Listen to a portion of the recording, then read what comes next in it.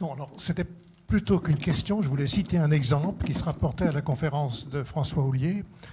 Cet exemple, il provient de Météo France. Alors, en 2 mots, j'essaie de résumer. Pour la prédiction déterministe du temps qu'il va faire, il y a 2 étapes. D'abord, réunir l'état initial de l'atmosphère.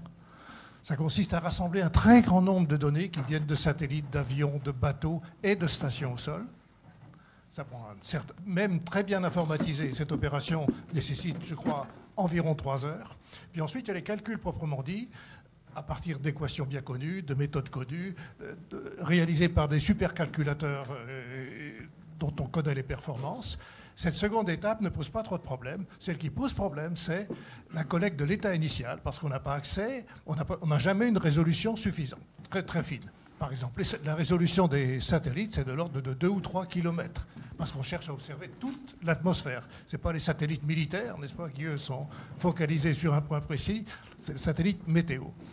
Et donc, Météo France a créé une application pour smartphone que beaucoup de citoyens peuvent télécharger sur leurs appareils, qui permettent de collecter les données locales. Où sont les citoyens, justement? Et grâce à ça, la connaissance de l'état initial est considérablement améliorée. Et ceci amène un gain significatif sur la prédiction, puisque, bon, pour les non-spécialistes, je vais rappeler que le problème, c'est que l'incertitude sur l'état initial, notamment aux très petites échelles, les satellites ne voient pas les voitures démarrer, ne voient pas les volets claquer, ne voient pas les papillons voler. Donc cette incertitude contamine, pendant le calcul, des échelles de plus en plus grandes et contamine toute l'atmosphère, disons, en une dizaine ou une douzaine de jours. Donc en progressant sur l'état initial, vers des échelles plus petites, à l'aide de cette application sur les smartphones, Météo France a pu réaliser un progrès significatif, justement en s'appuyant sur la recherche participative. Mais ce que je voudrais aussi insister sur, c'est une recherche participative pilotée. C'est Météo France qui a créé cette application et qui en fait la synthèse.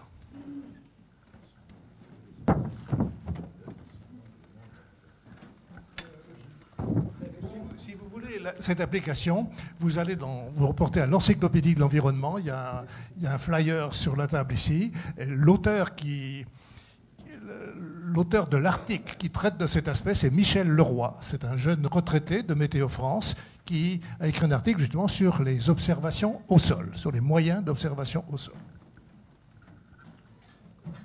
Commentaire?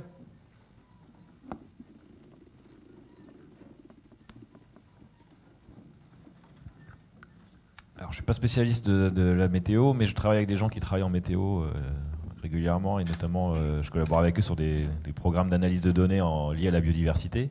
Et c'est intéressant ce que vous mentionnez, parce que la semaine dernière, j'étais à un conseil scientifique où il y avait un représentant de la météo qui présentait les choses. Et en fait, il y a aussi un autre truc dont effectivement regarder l'état initial des choses est essentiel, parce qu'au fur et à mesure qu'on avance dans les prédictions, si on se trompe à chaque fois dans l'état initial, on se trompe dans l'étape d'après, et l'étape d'après étant le futur état initial, on accumule les erreurs. Mais en fait, ce que j'ai aussi découvert, c'est que, je ne connaissais pas ce dispositif intéressant, mais c'est qu'en fait, c'était pas forcément un gros problème. Alors à l'instant T, c'est un problème pour prédire, puisque l'état initial est mal régulé, mais en fait, ils ont un système de réanalyse des données a posteriori qui leur permet de réévaluer le réel état initial, mais après avoir passé un certain temps à réanalyser les données entre guillemets classiques. Et si je mentionne ça, c'est parce que l'application smartphone qui a été mise en place et le dispositif qui a été mis en place, moi je me pose toujours des questions sur ce genre de sujet-là. C'est quel est l'apport réel des choses et qu'est-ce qu'on a gagné en termes de précision, de temps, par rapport au coût que ça engendre. Quand je parle coût, je pense au coût financier bien sûr, mais de mobilisation des chercheurs et autres, mais aussi, moi particulièrement, parce que je travaille sur l'observatoire des aspects biodiversité au niveau national au muséum, l'impact au niveau CO2 et compagnie. On parle beaucoup de technologie de l'information et de la communication, on parle de super outils, d'intelligence artificielle, de supercalculateurs, c'est quelque chose que je connais particulièrement bien. Je sais aussi que l'empreinte carbone des supercalculateurs ou des data centers, il est phénoménal. Et je pense qu'il y a un intérêt important à prêter attention à la rationalisation et à l'optimisation de l'usage qu'on fait de l'infrastructure, calcul, stockage, réseau, pour ce genre de choses-là où il y a vraiment un gros boom. Et je ne sais pas pour le cas de la météo, mais en tout cas, je me renseignerai plus précisément pour évaluer ce genre de bénéfices coûts. Mais je pense que ce genre de choses-là est quelque chose de capital dans les réflexions actuelles au niveau de ces aspects recherche participative et technologie de l'information et de la communication. Bon, c'est plus un commentaire, mais c'est très intéressant en tout cas.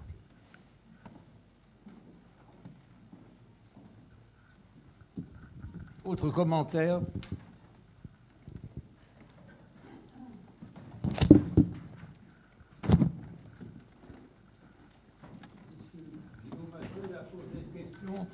Monsieur Guillaume Azel a posé une question à la fois à Monsieur Houillet, donc je la prends après, et à Monsieur Ancrenaz. Monsieur Azel.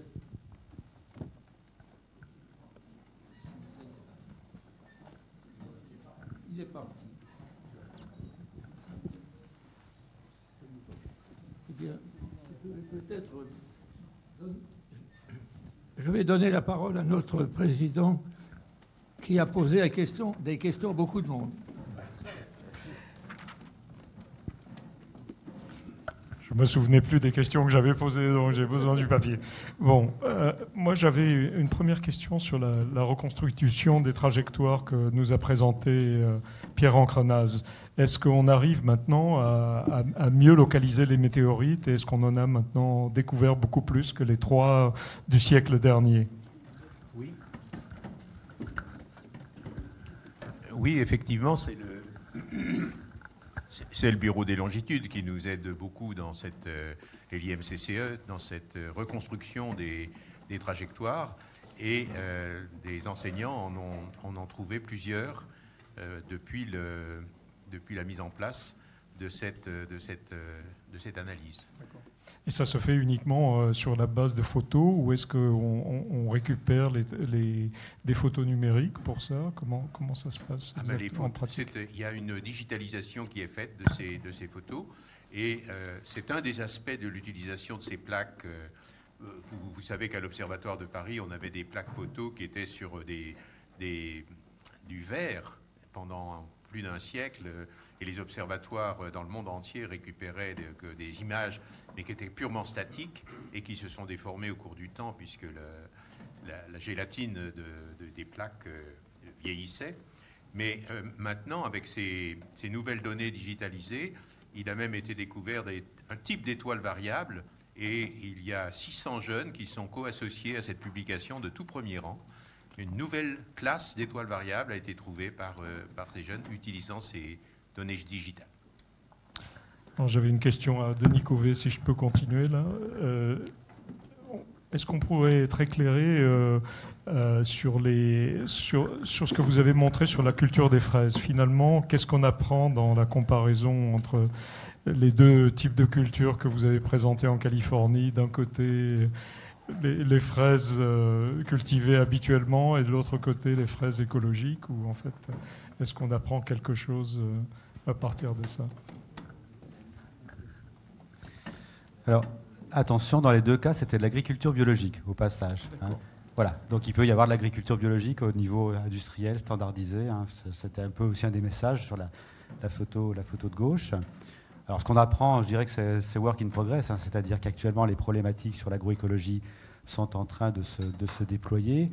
Mais si vous vous rappelez la figure, par exemple, il y a ce qu'on appelle les infrastructures écologiques. Donc, vous voyez, vous avez par exemple les bosquets qui abritent les pollinisateurs, les auxiliaires des cultures. Donc les bénéfices potentiels agronomiques sont très importants. Donc maintenant, il s'agit de réaliser les potentiels, d'utiliser la diversité génétique dans les parcelles, diversité des espèces, diversité des écosystèmes, aussi avec des complémentarités entre différents types d'écosystèmes, à nouveau pour héberger par exemple des auxiliaires des cultures qui peuvent remplacer les pesticides. Voilà, l'état des choses actuelles, grosso modo, c'est que l'agroécologie, donc il y a des diminutions de rendement qui sont de l'ordre de 20%, ce qui est absolument pas un problème à l'échelle mondiale, étant donné que la production agricole actuellement est largement excédentaire par rapport aux besoins humains, et il y a des gains très significatifs dans le domaine environnemental, réduction dans le domaine des nitrates, dans le domaine des pesticides. Donc effectivement, voilà. Mais il s'agit maintenant de déployer ces méthodes et aussi d'avoir un modèle économique. Un modèle économique parce que comme les agriculteurs produisent moins, donc comme ils sont rémunérés sur leur production, évidemment, ça veut dire qu'il faut qu'ils soient rémunérés aussi sur les fonctions écologiques qui restaurent ou qui maintiennent dans les paysages. Voilà, donc très vaste. Merci. Je peux poser encore une dernière question. C'est à Jeff Mulligan. How does one read the nice colorful diagrams that you've shown, for example, the one which has this distribution of different things, and where is Jeff? Right here. How do you read these diagrams? What do you say about these connections, the connectivity between? Lequel? C'est le diagramme de recherche sur l'intelligence collective? Juste avant, celle où il y a les ballons, il y avait un beau diagramme, mais je n'ai pas algérien. Ce sont un peu différents. Il y avait un des recherches, c'est de tous les articles dans les journaux sur l'intelligence collective, c'était une analyse des keywords et les relations entre les subdisciplines. Et ça s'est tous expliqué dans un blog la semaine dernière. Et on a utilisé un algorithme assez simple pour analyser les relations entre les sujets.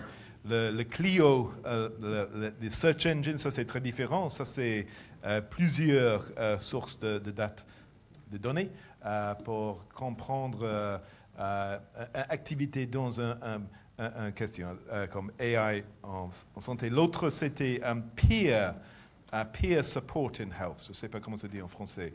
Ça c'est quelque chose beaucoup moins clinical, médical, mais très très important pour l'avenir de santé.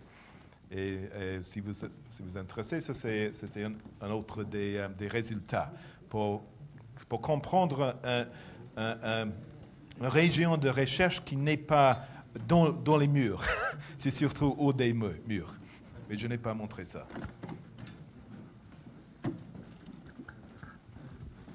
Je croyais que vous aviez d'autres questions. Non, mais je passe la parole à Monsieur Saillant a aussi posé une question à Monsieur Houllier. Oui, alors c'est une question qui, bonjour, c'est une question qui s'adresse aussi à toute la communauté des intervenants. Moi, je travaille depuis plus de 30 ans en médiation des sciences, puis aussi en valorisation de la recherche. Et je me pose la question de savoir, Hubert Curien, à partir des années 80, avait lancé sa grande campagne qui a permis la mise en place de l'ensemble sur le territoire des acteurs de la culture scientifique et technique. Et puis, 40 ans plus tard, il semble en tout cas aux données dont on dispose que à la fois on n'a pas répondu à deux grands enjeux qui étaient le premier, la crise de confiance de la société dans la recherche, et puis deuxièmement, l'érosion des carrières scientifiques chez les jeunes générations. Alors ma question, c'est de savoir si les sciences participatives, tout ce qui fait fonction de cette intelligence collective renouvelée, contribue-t-elle à faire évoluer la connaissance, mais surtout l'appropriation par les citoyens de la connaissance scientifique. En d'autres termes, est-ce que d'une science médiée, on arrive à une science appropriée? Est-ce qu'on a des éléments aujourd'hui qui nous permettent de savoir ça et d'en connaître l'impact?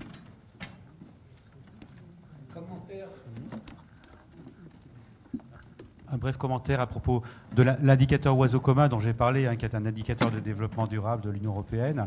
En fait, cet indicateur est évidemment approprié par le millier d'ornithologues qui sont responsables effectivement de ces données et qui sont très efficaces en fait dans la diffusion dans la société, qui sont même beaucoup plus efficaces que nous-mêmes en tant que chercheurs, puisque c'est pas notre rôle et visiblement on est beaucoup moins bon que dans ce domaine-là.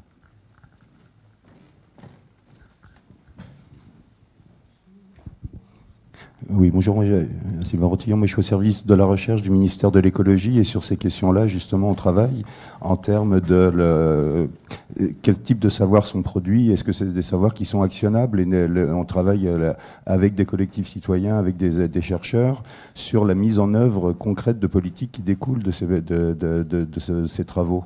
Donc là, aujourd'hui, il y a de plus en plus d'exemples qui montrent que les savoirs produits sont des savoirs plus proches du terrain, plus concrets, et qui permettent justement d'aller de mettre en œuvre plus efficacement et plus rapidement des politiques. On a des exemples autour de l'utilisation des pesticides, par exemple dans la viticulture en Alsace, où il y a un travail très intéressant qui est mené sur une meilleure compréhension du fonctionnement concret du sol, du terroir, des relations avec les acteurs, et ça permet, en co-construisant la recherche avec ces acteurs, d'avoir des solutions qui soient beaucoup plus acceptées par tous et plus très facilement mises en œuvre.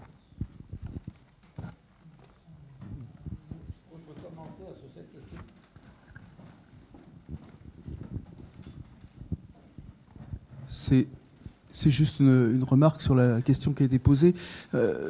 Sébastien Candel a dit qu'on préparait le G7.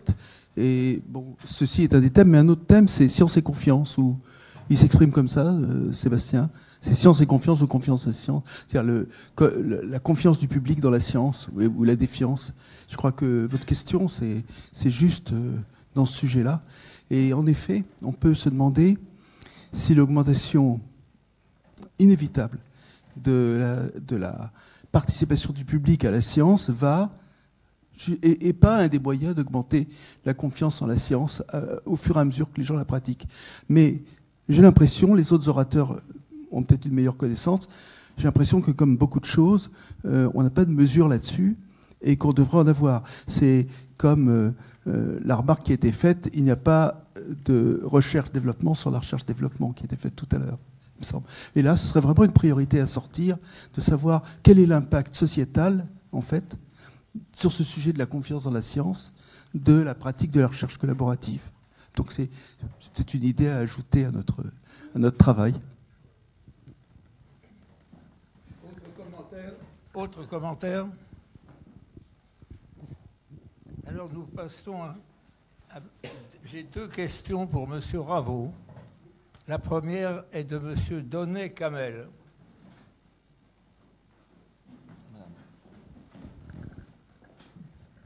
Merci. C'est Madame Donnet-Camel, Dominique Donnet-Camel, bonjour.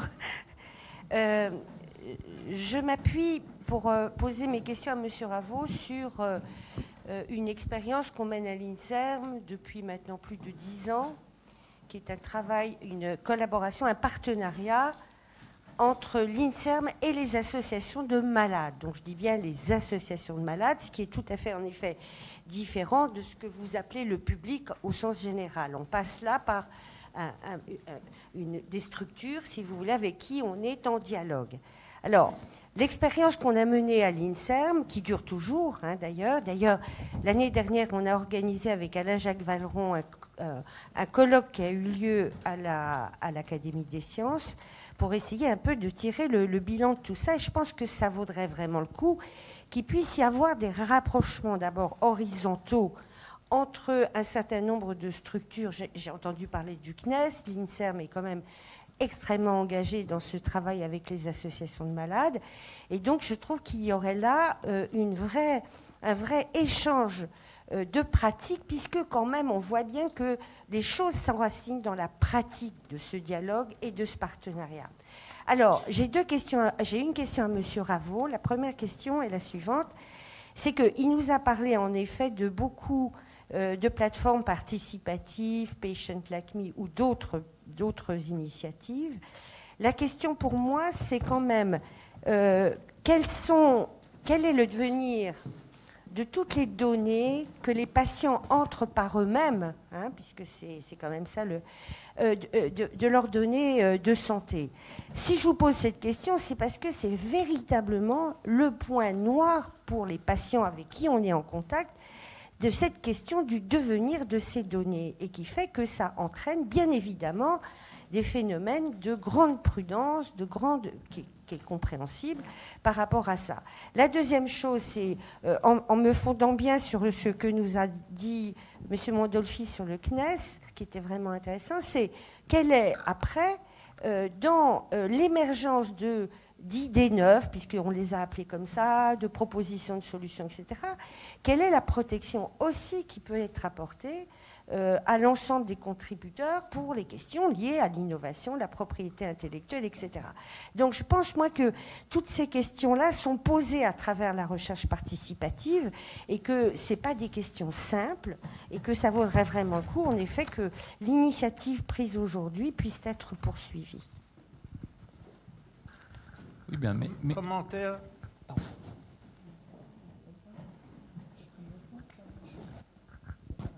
Deuxième, pardon. Je vais peut-être essayer de répondre à ces deux questions, mais merci pour ces deux questions. Sur la première question sur où vont les données, etc., effectivement, il y a des modèles extrêmement différents selon les pays, ou selon la nature des initiatives. Par exemple, comme ça a été dit par M. Mulligan, Patient Like Me, c'est une entreprise qui vend les données à la fois à des industriels, mais aussi à des universités, à des académiques. Donc voilà, ils vendent ces données.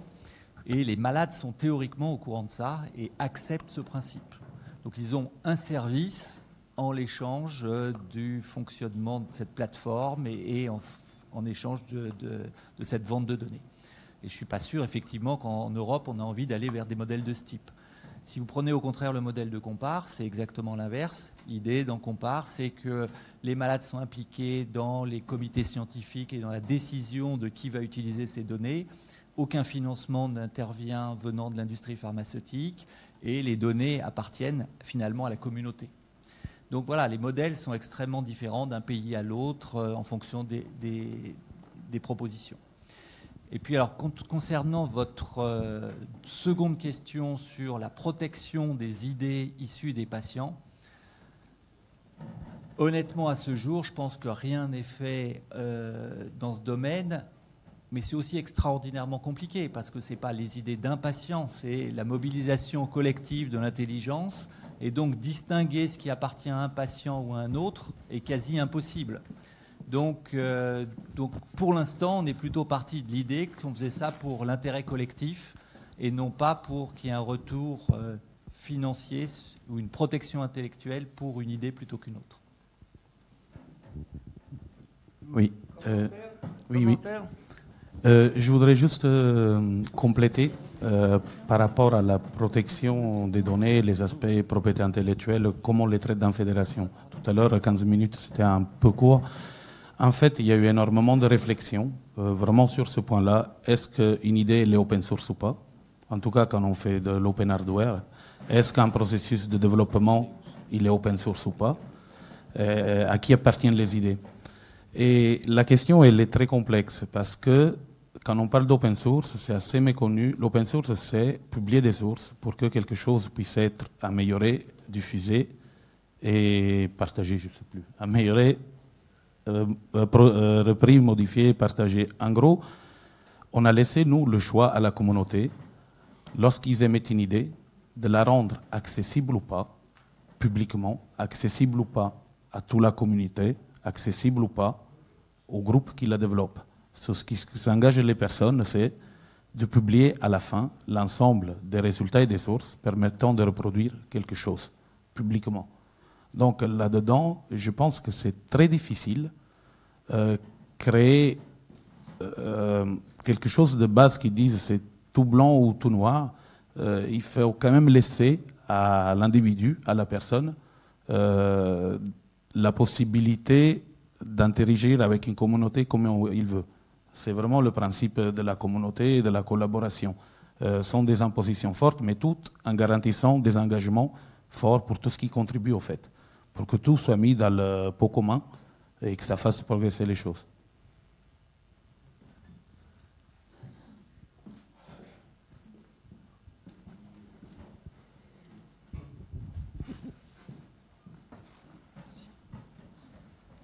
Et encore, par rapport au ministère de la Transition écologique, on a mené pendant 10 ans un programme de recherche sur la recherche participative. Et sur cette façon d'animer une communauté, on a mis en place des outils qui permettent justement de travailler ensemble avec des acteurs représentatifs, des associations, des chercheurs, des institutions comme nous pour essayer de qualifier et d'animer une communauté autour de ces thèmes de recherche participative.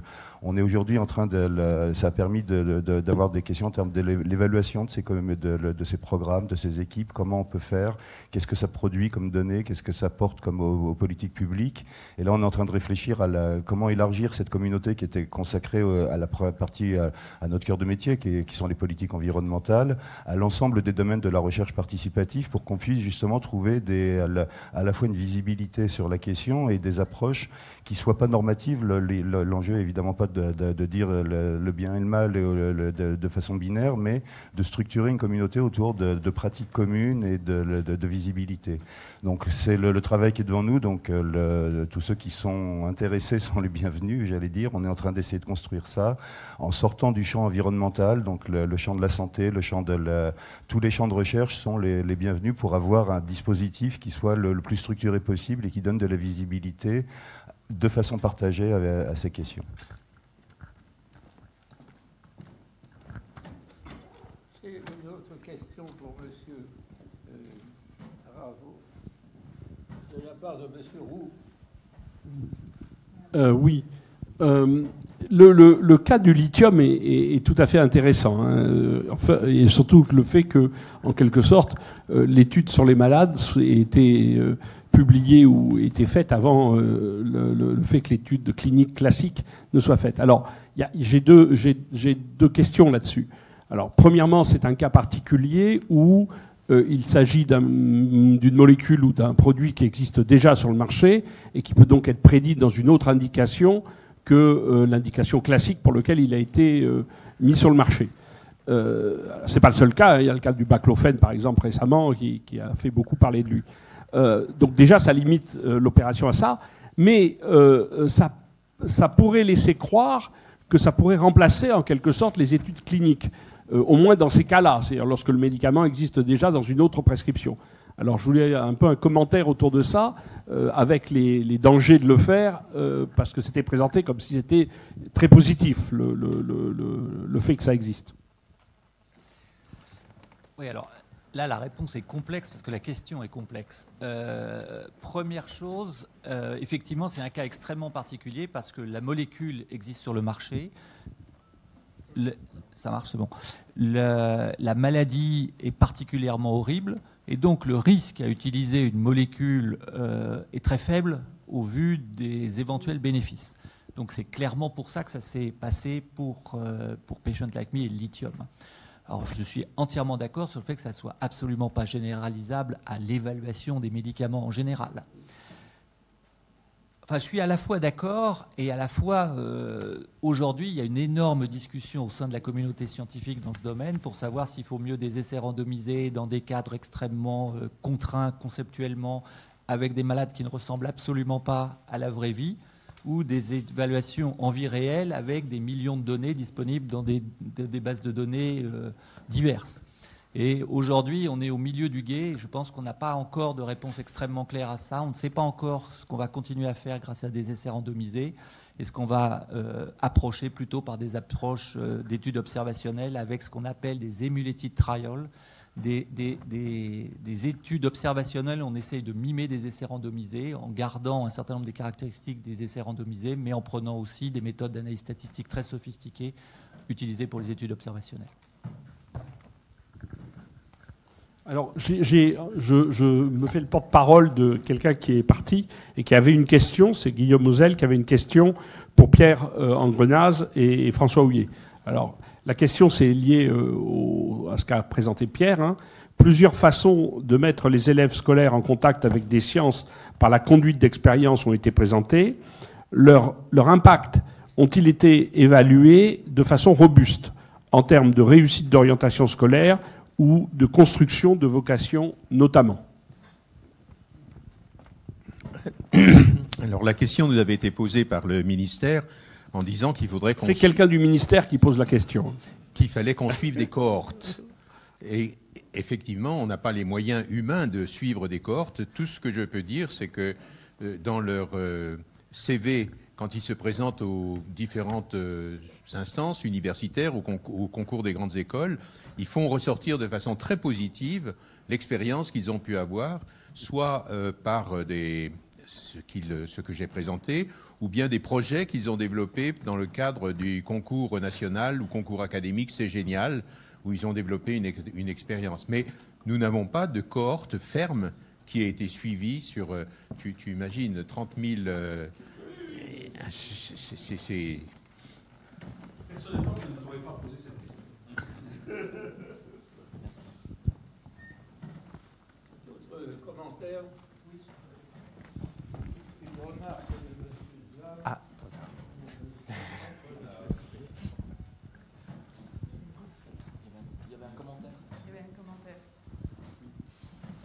merci. Juste un commentaire. Hervé Doll, vice-président de l'Université Paris-Sud. À propos de la dernière question et de la réponse de Pierre, que je salue au passage, je trouve que la question est vraiment orientée aussi parce que l'évaluation et de ces actions, mais aussi la suscitation, je ne sais pas si le terme existe, de vocation, est un petit, non pas dangereux, mais si on veut que la science diffuse dans la société et que l'on fait que des actions scientifiques pour que les enfants deviennent des scientifiques, on aura un petit peu raté notre cible. On veut aussi que les enfants, enfin les scolaires, les jeunes en général, aient une culture scientifique qui diffuse dans les milieux politiques, dans les milieux de décision, dans tous les milieux.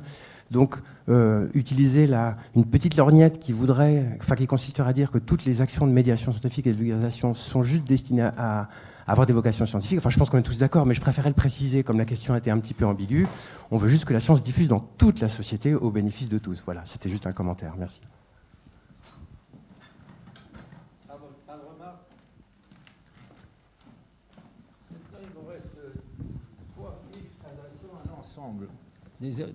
Trois fiches s'adressant à l'ensemble des orateurs.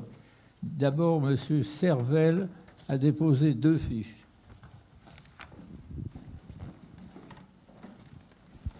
Oui, bonjour. Je reviens sur des choses qui viennent d'être abordées, et notamment sur la relation entre cette question de la science participative et la problématique plus générale de la culture scientifique, technique et industrielle.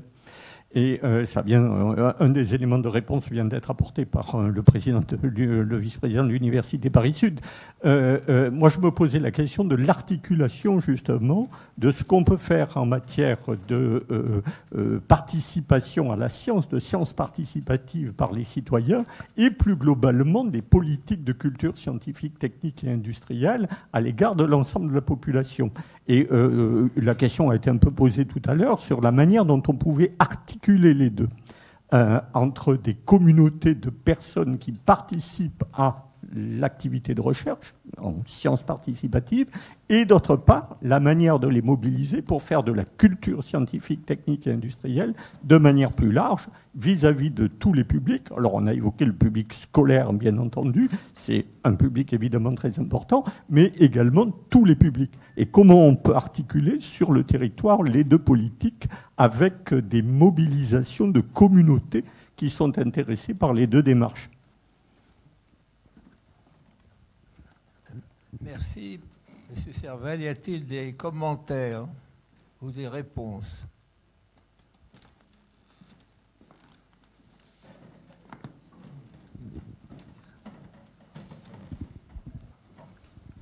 Là, je suis tout à fait d'accord avec cette analyse. Le regret que nous avons tous, c'est que la culture scientifique de notre monde politique n'est pas très importante, n'est pas très développée, et que dans les cursus qui amènent à cette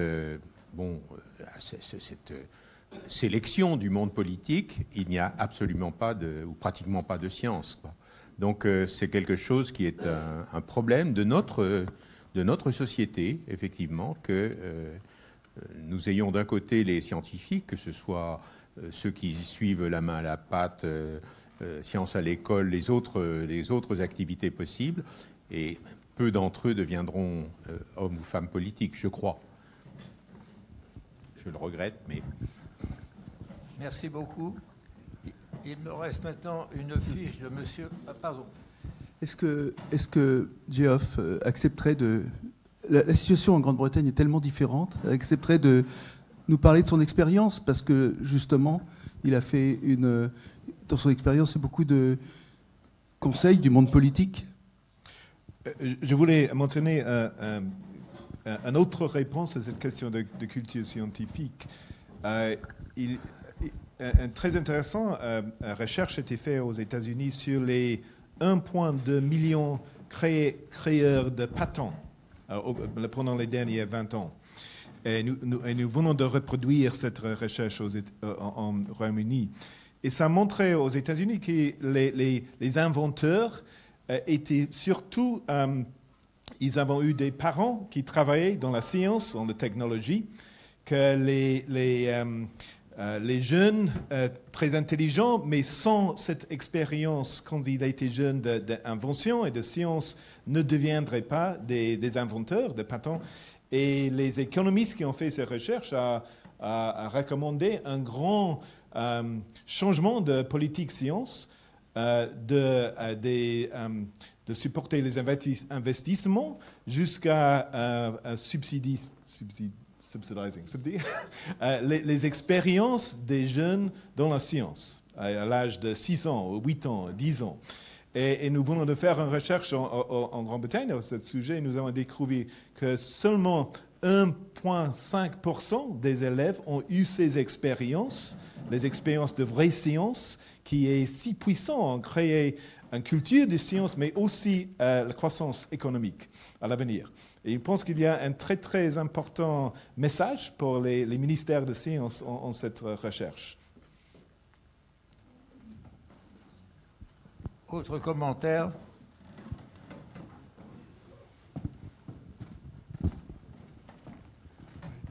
À l'occasion de cette discussion, je voudrais évoquer une intuition personnelle, tout simplement, sur cette question de confiance dans la science. Je fais partie d'une famille pleine d'enseignants, à tous les niveaux, depuis l'école, le secondaire, le supérieur. Et donc, dans les réunions familiales, l'éducation nationale et la science prennent une place assez grande. Alors, mon intuition, c'est que dans les niveaux primaires et secondaires, avec des initiatives comme la main à la pâte, comme ce que Pierre Ancrenaz a cité, l'observation des météorites, la collecte des météorites, le sismo, je ne sais comment, tout cela, l'enthousiasme est réel. Il n'y a pas que tes petits-enfants, mais les scolaires sont très enthousiastes. Bon. Puis ensuite, ceux qui entrent dans l'université arrivent dans les niveaux licence et maîtrise. Et là, on constate que moi, je l'ai constaté, j'ai plusieurs collègues, plusieurs membres de ma famille qui l'ont constaté, l'enthousiasme diminue. Ce qui devient prépondérant, c'est rechercher un job.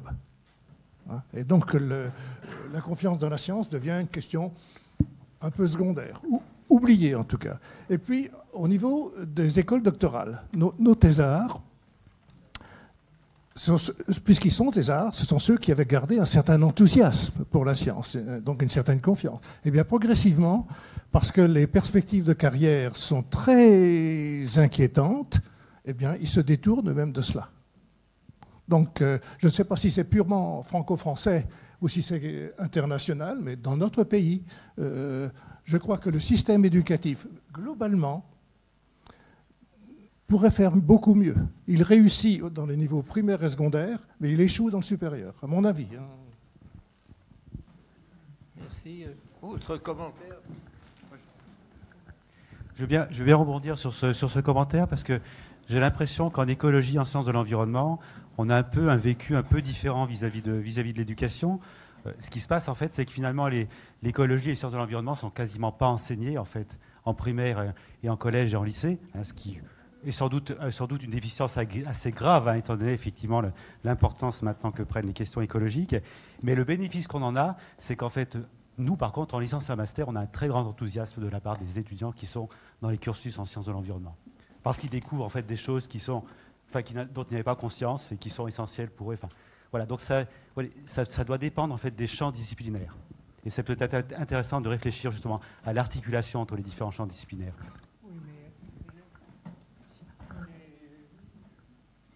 Les petites classes, les sciences naturelles étaient autrefois très bien entrées. Là, ça marche toujours dans les petites classes. C'est ensuite que ça marche. Si vous parlez dans le micro. Mais comme vous venez de le signaler, je pense qu'effectivement les champs disciplinaires ont un sens. Moi je suis en SHS. Et si vous parlez de l'archéologie, on n'aura effectivement aucune difficulté à mobiliser des gens autour des sujets. Il suffit de regarder la presse. Et on sait que naturellement, il y a une espèce de tropisme pour l'histoire, pour l'Antiquité, pour tout ça. Mais sur le fond, je pense qu'il y a aussi quelque chose, notamment, et je suis tout à fait d'accord avec vous, on le constate, quand on a affaire aux filières supérieures, qu'à un moment donné, et notamment en master, on voit une érosion aussi, à un moment donné, de ce qui pourrait être le choix, soit de faire de la science en allant vers un doctorat, soit de rentrer dans la vie active. Et moi, ce que j'ai observé, c'est que très souvent, des jeunes nous disent, notamment dans le domaine de la biologie, notamment des sciences biologiques aujourd'hui qui sont extrêmement spécialisées, c'est que justement cette hyper spécialisation rend presque un peu autiste. Et les jeunes, au bout d'un moment, se disent mais je vais pas passer ma vie derrière une paillasse à faire des choses que 4 ou 5 personnes ou 10 personnes comprennent. Je suis même pas capable d'en parler à la maison parce que, précisément, c'est tellement précis, c'est tellement pointu que je ne me situe pas dans un environnement social qui me permet précisément de l'évoquer. Et ça, je crois que c'est quelque chose, moi, que j'ai constaté parce que j'ai enseigné justement la communication à ces classes de population et je me suis aperçu que très vite, les gens disaient mais bon, moi je pourrais vous citer un exemple qui est plus ancien, qui est Dominique Leglu, que certains d'entre vous connaissent sans doute, qui est la rédactrice en chef de Sciences et Avenir. Elle me disait un jour, elle me disait, tu sais, je me suis mis au journalisme scientifique, elle est physicienne, le jour où j'ai compris qu'il y avait 4 personnes dans le monde avec qui j'allais passer ma vie, parce que c'était les 4 avec lesquels j'étais supposé travailler et qui comprenaient ce que je faisais. Et je me suis dit que c'était pas possible.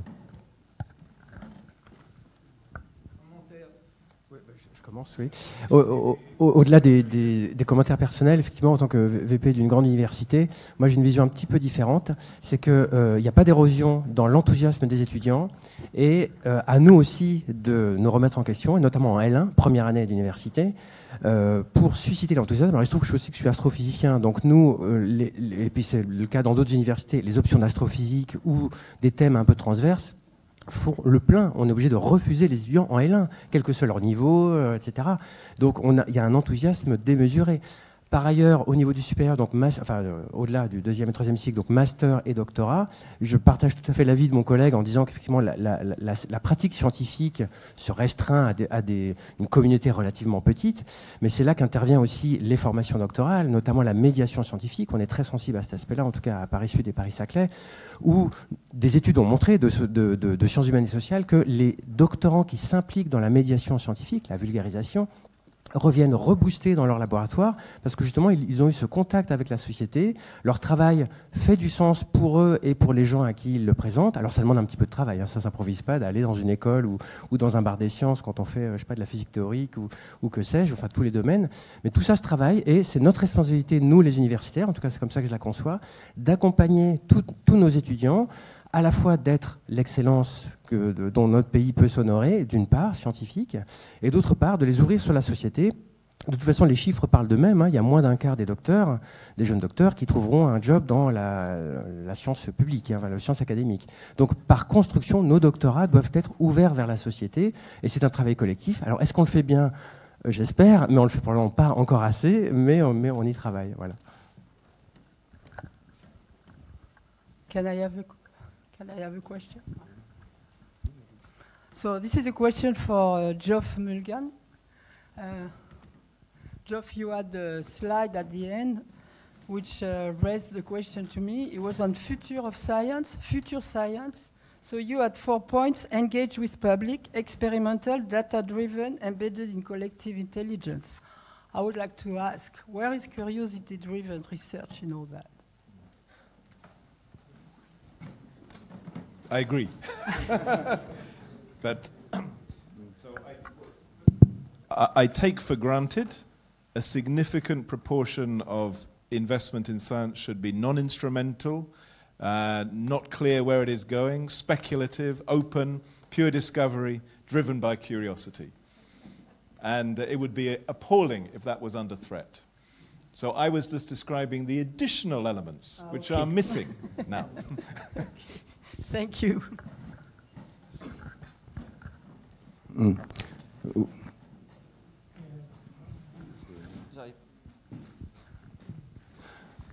Merci.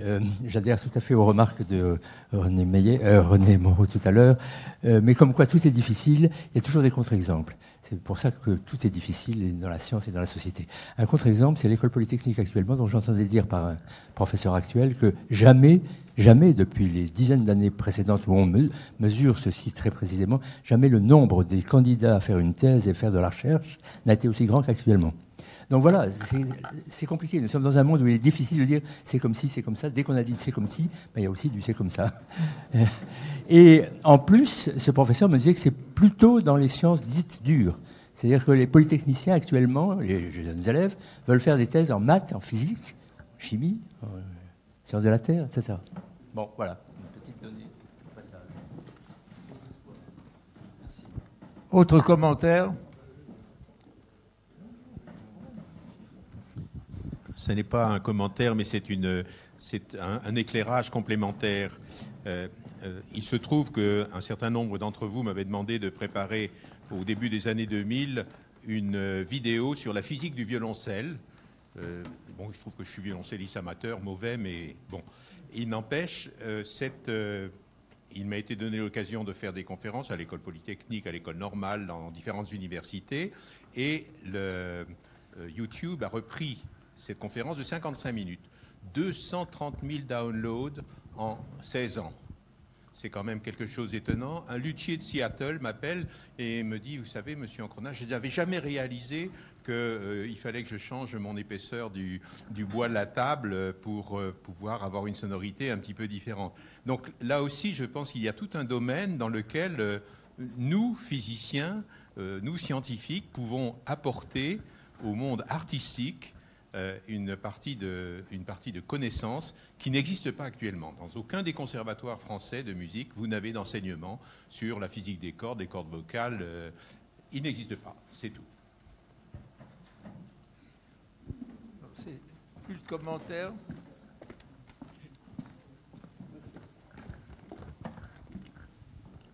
Jean-Claude Canicki. On a parlé des doutes qu'avait le grand public par rapport à l'évolution de la science. Et bon, mais moi je ne suis pas tout à fait d'accord, parce que si vous prenez l'intelligence artificielle, il y a aussi des scientifiques qui se sont prononcés contre l'intelligence artificielle.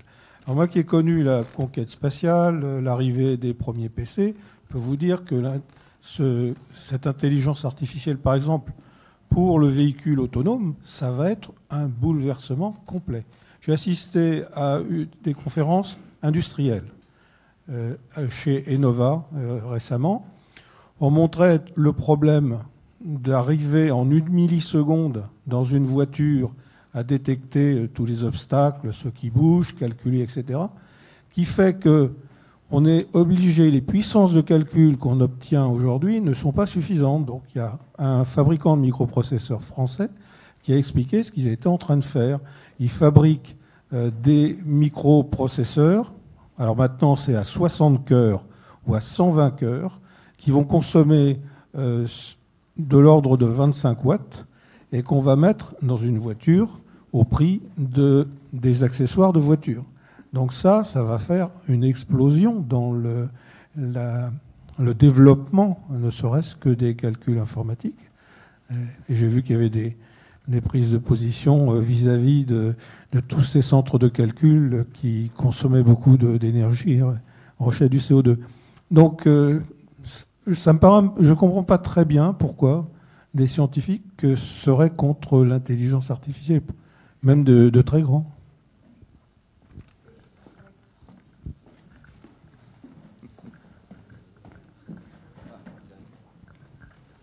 Alors, je ne suis pas un expert... Bon, je suis très data science et maintenant je suis en charge du pôle national des données de biodiversité, qui est une infrastructure de recherche pilotée par le muséum. Mais cette problématique est vraiment importante et intéressante. Je pense qu'il faut... Je ne veux pas être négatif, mais je pense qu'il y a des points de vigilance importants et le point technologique en est un, je pense, notamment au sens participatif, essentiel.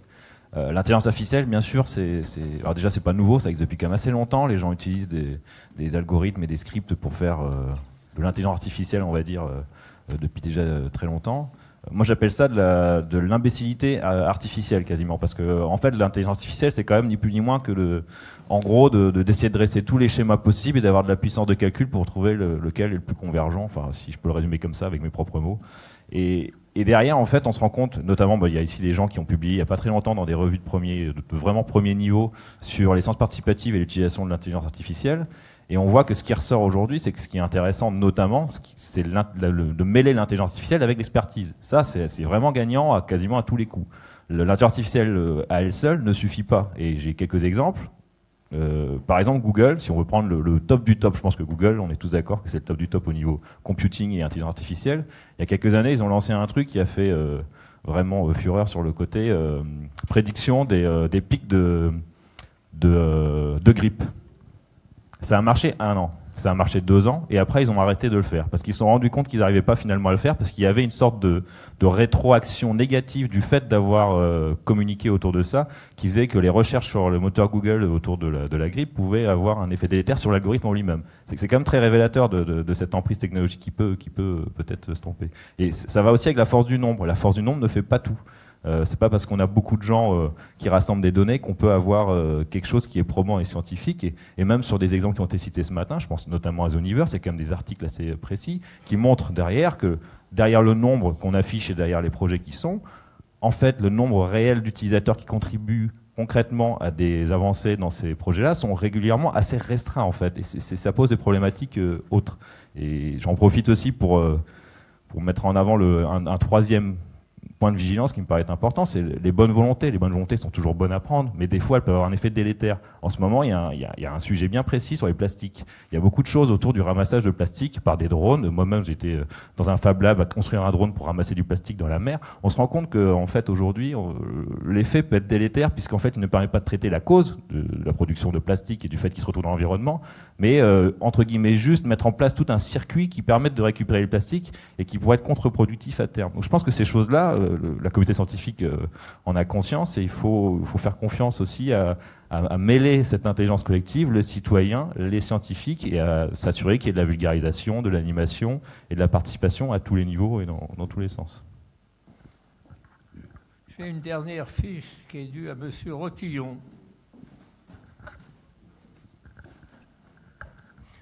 Oui, c'était plus un témoignage parce qu'on a beaucoup parlé de science, c'est normal. Et là, je voulais aborder, enfin, c'était plus un regard politique public.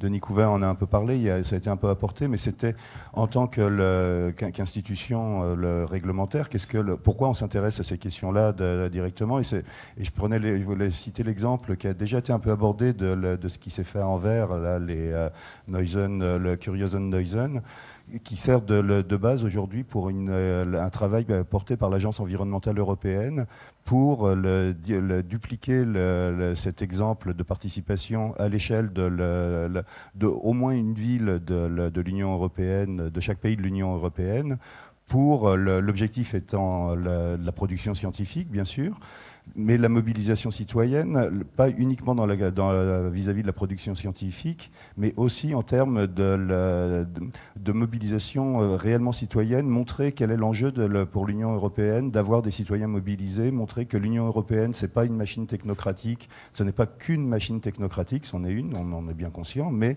il y a autre chose derrière ça, et se préoccuper de quelque chose du quotidien de la population, c'est un enjeu fort pour montrer qu'on sert à quelque chose.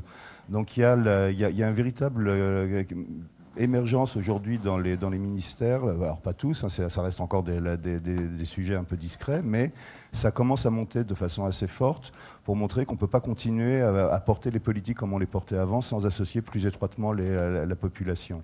Et c'est le mouvement européen porté par l'Agence environnementale et relayé par la Direction générale environnement de l'Union européenne. C'est vraiment un mouvement qui est aujourd'hui, qui prend une ampleur assez forte.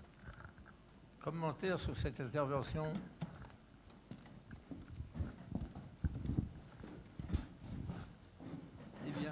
Il ne me reste plus qu'à remercier en votre nom tous les orateurs de ce matin qui nous ont présenté chacun des exposés passionnants et aussi à féliciter la salle pour l'intérêt de la discussion. La séance est levée.